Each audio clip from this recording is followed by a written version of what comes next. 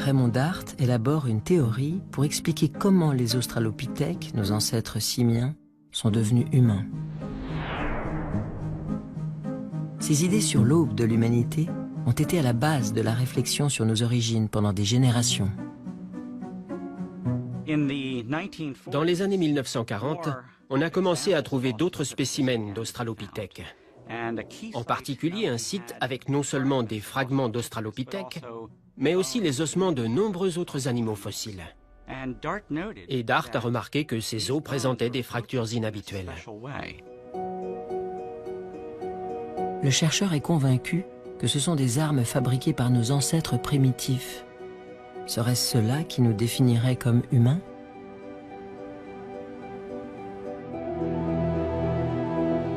Dart a servi comme médecin pendant la Première Guerre mondiale. Il a vu de ses yeux la barbarie dont sont capables les êtres humains. Il trouve logique que les origines de l'humanité soient sanglantes.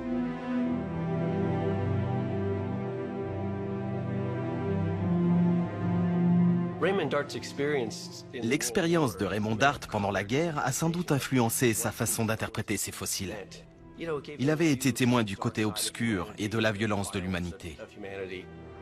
Et il a imaginé que les australopithèques avaient compris que les os et les dents étaient durs et qu'on pouvait les utiliser comme armes pour tuer d'autres animaux. Il voit les premiers humains comme des grands singes tueurs.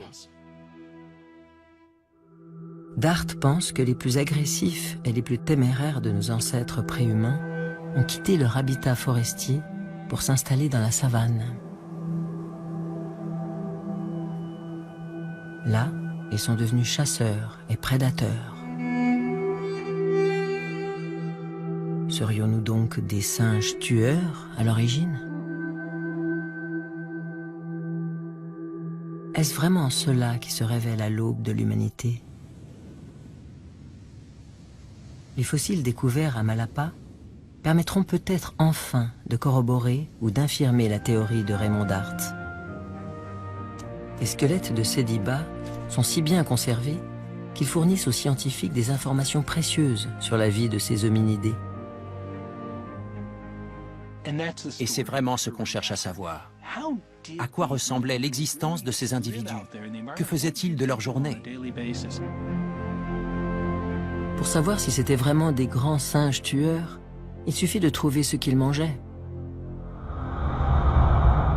La première preuve directe vient de leurs dents.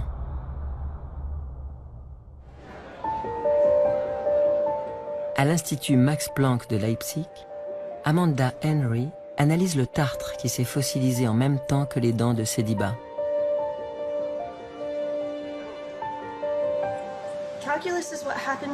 Le tartre apparaît lorsque les bactéries présentes dans la bouche forment un dépôt sur la dent.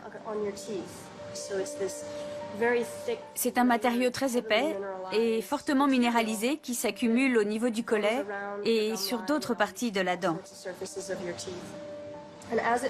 Des bactéries, des protéines et des vestiges de nourriture sont restés piégés à l'intérieur. Il suffit donc de retirer le tartre présent sur les dents de Sediba pour obtenir un instantané de ce qu'il mangeait. Le tartre se présente maintenant sous forme de poudre et je vais le dissoudre dans une petite quantité d'acide faible. Ensuite, il n'y a plus qu'à enlever l'acide. Une fois la matrice minérale disparue, normalement on obtient des restes minuscules qu'on peut observer au microscope pour essayer d'en identifier le contenu. Amanda Henry se fait une idée du régime alimentaire de Sediba en découvrant des phytolithes, des vestiges microscopiques de plantes.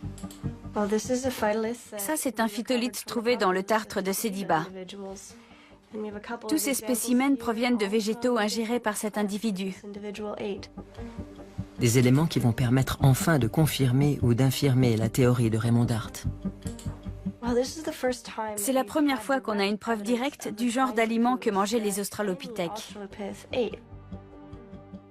On a déjà eu des informations indirectes de vagues catégories d'aliments plus ou moins durs. Mais ça, c'est une preuve directe. C'est fantastique.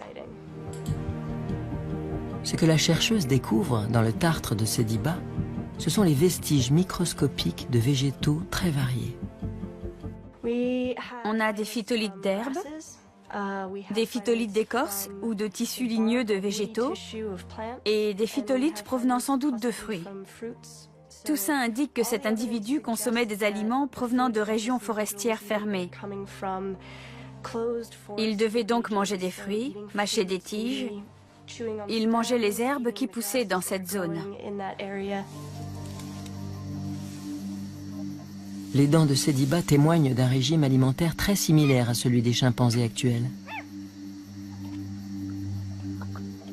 Même s'ils consommaient parfois de la viande, il n'y a pas grand-chose qui corrobore la théorie de Raymond Dart sur les singes tueurs.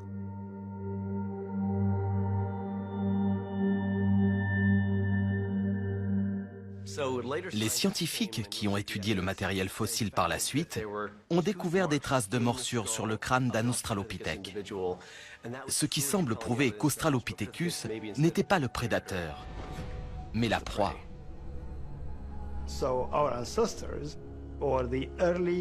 Nos ancêtres, les premiers hominidés en Afrique du Sud, étaient des victimes.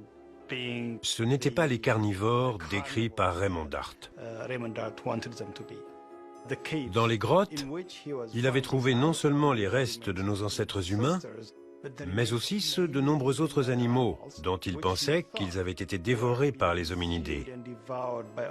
En réalité, tous étaient victimes de prédateurs et de carnivores qui rapportaient leur proie dans la grotte.